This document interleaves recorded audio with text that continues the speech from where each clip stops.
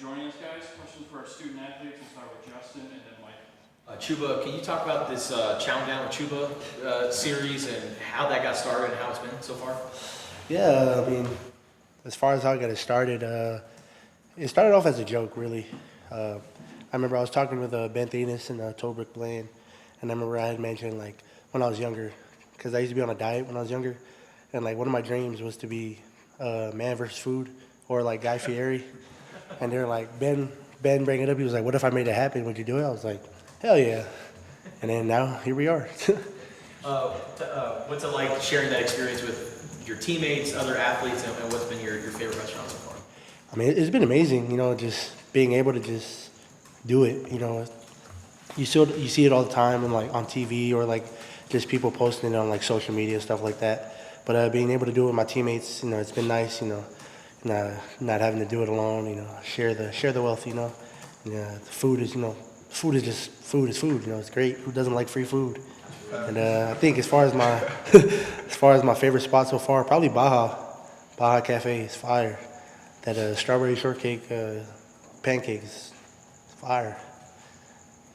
Michael and Troy. Chase, have you been invited on one of these outings? No, not yet. I need to get on Chow Down with Chuba though. Soon. My serious question is, what is his role in the locker room? What kind of a leader is he? What is his influence on the team? I feel like ever since Chuba been here, like I can't even explain it because Chuba impact is so great in the locker room just because of the person he is, how he carries himself, like nicest human being I've ever met, like go out his way, do whatever for anybody, a great leader, like really go on and on about Chuba. Like his impact is great and is known around all of Tucson, really. Troy and then David. So Chuba, that Kansas State game, we saw you get it in there. Now you are listed as #1 on the depth chart at your position. Just your progression since making the switch from D tackle to offensive line. What have you seen out of yourself, and just how's it going out there at guard? Well, for me, first off, I just gotta give a shout out to our coaches and my teammates. All the guys on the O-line. They've made it so much easier for me, as far as just giving me a lot of tips and tricks for like little things as far as like technique goes, and like just noticing little things. And shout out to Coach O, Coach Baker, Coach Stu. Those guys just taking time out of their day, extra time within their busy schedules to just sit me down and just really teach me like the ins and outs of all the plays, and just not even learning just my position, just learning what everybody has to do, and I'm just trying to take in as much information as I can, and just go out there and have fun, just leave it all out there. David and then Brian. Yeah, Chuba, what has been fun for you just about making this transition, and how do you see it being different from defense to offense? I mean, for me, just playing is fun, because at the end of the day, football is the sport we all fell in love with when we were a kid. So just being able to be out there on the field with my brothers is just, it's the funnest thing in the world to me. And as far as the difference, it's a lot different because defense, you can have more of an individual impact. But on offense, you have to work more especially on the O-line, you have to work as a group.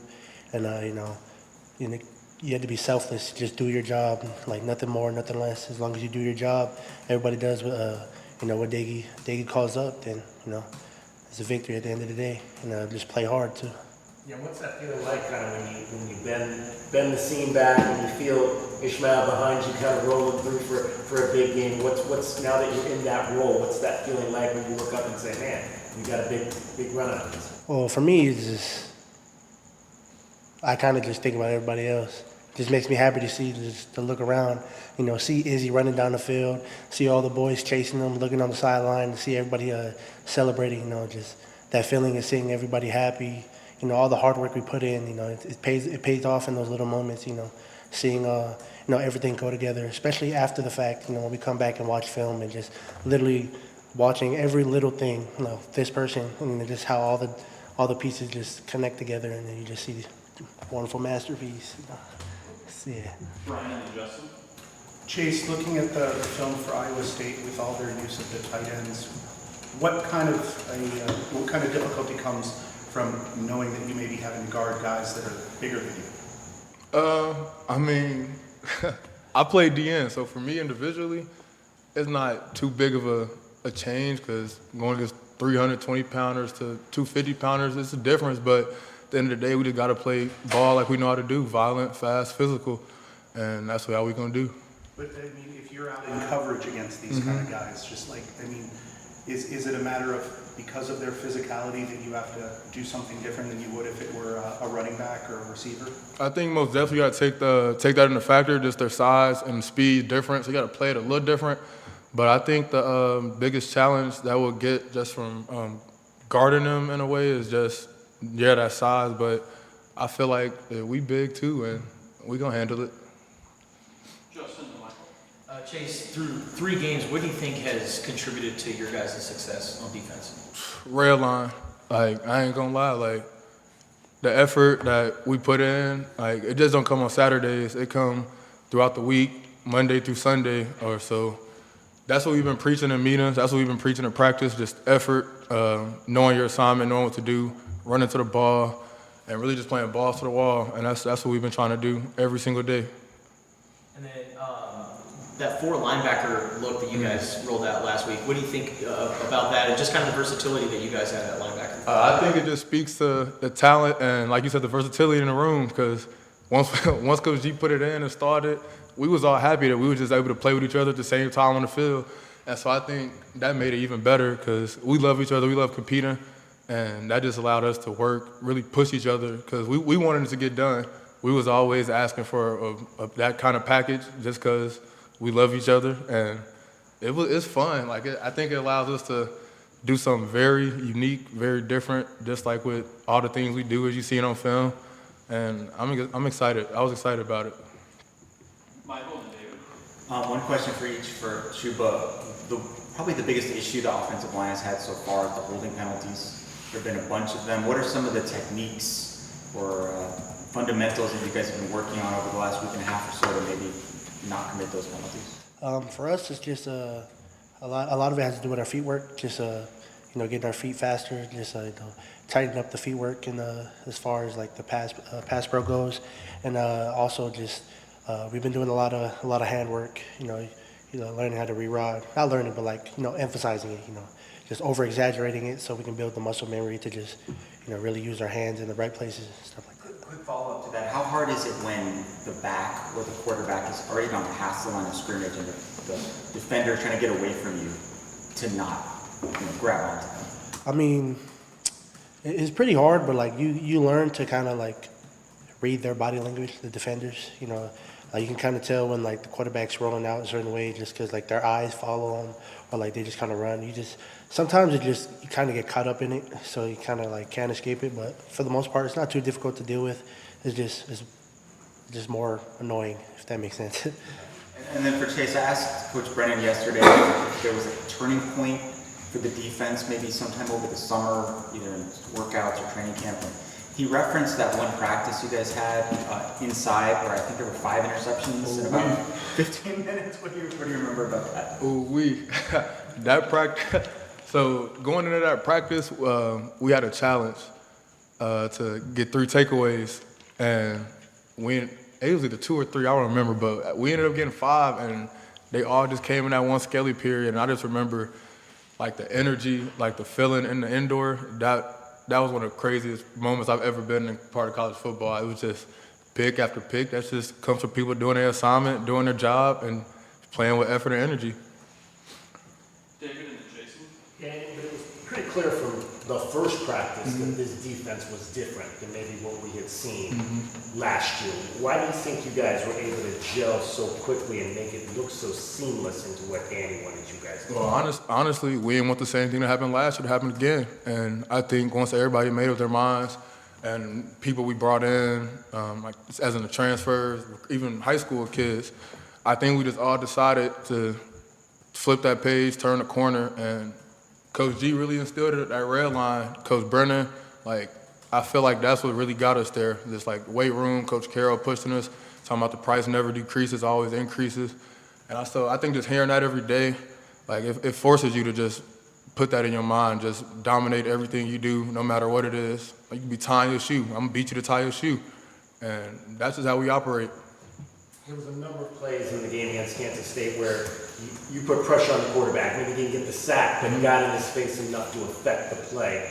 What's key about those types of plays, those types of looks, the blitzes they're sending you on that allows you to be able to affect the quarterback in that manner? I think this comes from just within the scheme we play and just how we operate and the play, the call. Like, it could be anybody right there. It's just about doing your job and really just playing assignment sound football. But I feel like the way we press to the quarterback, though, I feel like people really see that, and offenses gonna have to take account for that because people know Coach G aggressive, and we're gonna keep doing that, keep sending pressure, and just playing our style of football. Jason and Troy. For Chuba, is there I would say that's a really good interior lineman, Dominic Orange.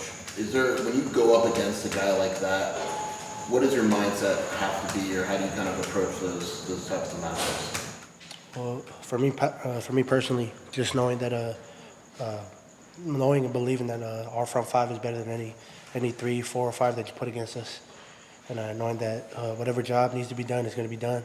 And as far as the mindset goes, you just got to believe that whoever's lined up in front of me, they can't go against us. There's nobody that we can't block together. So. And then for Chase, I asked Coach Brennan last week, and he told me to ask the players, why do you think when you watch you guys play defense, it's very apparent that guys are hitting harder and more aggressive? Why do you think the mindset or the approach has changed from last season to this season? Violence, we hit bags every day at practice. Everything we do is just geared towards playing more physical than the person across the line from you. And so we instill that every day from the players, coaches, everybody. Physicality is what we try to harp ourselves on, try to hang our hat on, and we're gonna try to make that our identity. So we're just gonna keep coming and keep coming. That's it. I'll ask two of you, Troy and Justin. So 2 questions, Chase. When you have this bye week, usually you have a chance to see your opponent play, but both teams were off. So on that Saturday, what are you watching? What are you looking for? Is it just film on Iowa State, or are you looking across the conference? I ain't gonna lie, this Saturday, I watched a lot of Big 12 games at Utah, Texas Tech. So I watched some of my old boys play over there. That was an interesting game. Arizona State, Baylor, another one.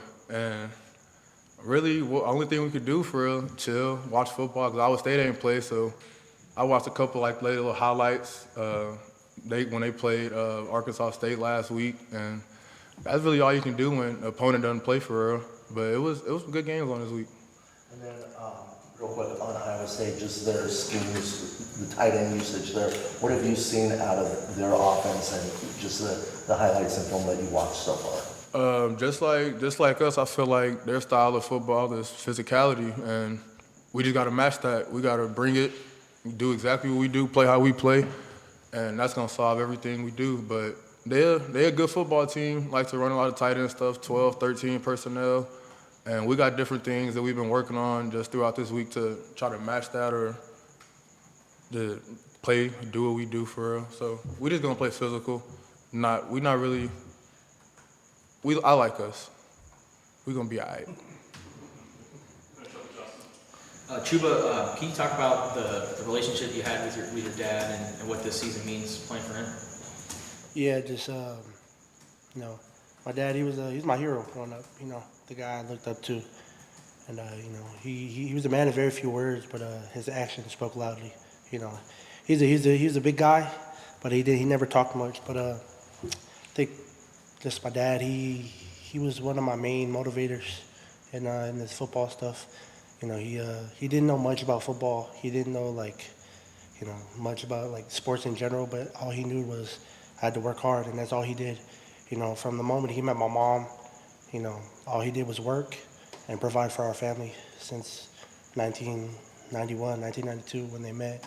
And I just learning that from my father, just putting my head down and then just keep working, being humble.